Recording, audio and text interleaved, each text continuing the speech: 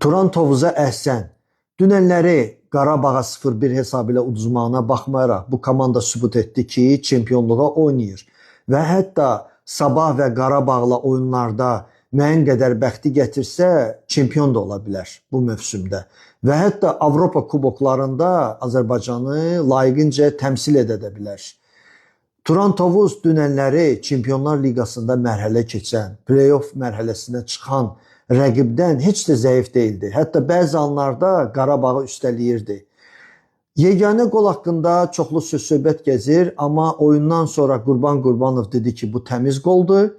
Qurban Berdiyev dedi ki, ola bilər ofsayd idi, amma VAR-ın xətti göstərilmədi.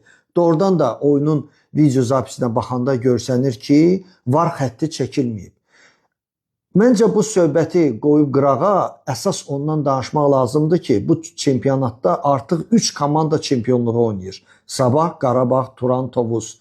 Və bu 3 komandanın mübarizəsi çempionatın marağını artıracaq.